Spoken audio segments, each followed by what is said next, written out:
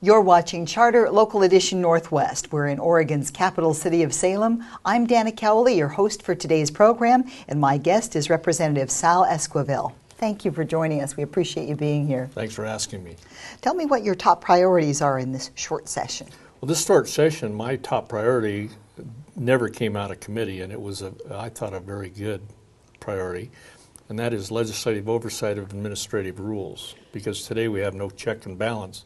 Once we pass a law, then it's turned over to the bureaucracy, and then they form rules around it, and sometimes they get a little off base, but there's no check and balance other than the governor, which can't possibly do that.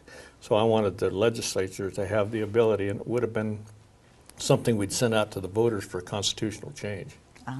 And you are also working for our veterans. I'm on Veterans and Emergency Services, and veterans to me are very, very important because I'm a Vietnam veteran. And so therefore, of our Veterans Committee, we have it's one of the two committees that I'm on out of three that are completely nonpartisan. No one cares about what your affiliation is. The only thing we're concerned with is helping veterans and then preparing for emergency services, because in the state we have a time bomb off the coast, and that's the Cascadia earthquake.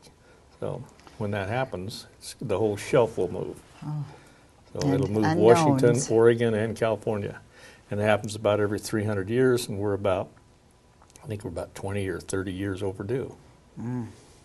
So. Well, good planning necessary there.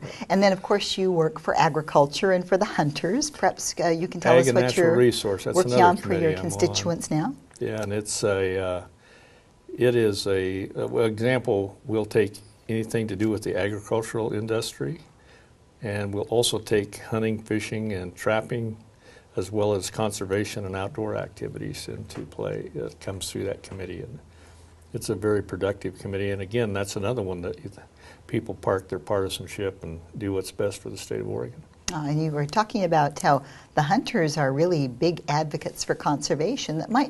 Everyone might not be aware of that. Well, you know, Theodore Roosevelt was a hunter. I didn't know that. And he's the one that, have you ever heard of the Roosevelt elk? Oh, yes. Well, guess who they're named after? Oh. Teddy Roosevelt. He was the one that transplanted those into the western part of the state of Oregon. And under his leadership, they brought them from, I think it was Wyoming, Jackson Hole. They brought them in, and it literally created almost a new species, because the Roosevelt elk is larger and bigger than the Rocky Mountain.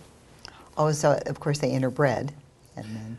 Well, I don't think there was very many here at the time, so they introduced that in, and if you look, for some reason, then the Cascades seems to be the line where on the west side you have black-tailed deer and Roosevelt elk. On the east you have Rocky Mountain elk and mule deer. But very seldom do they get intermingled.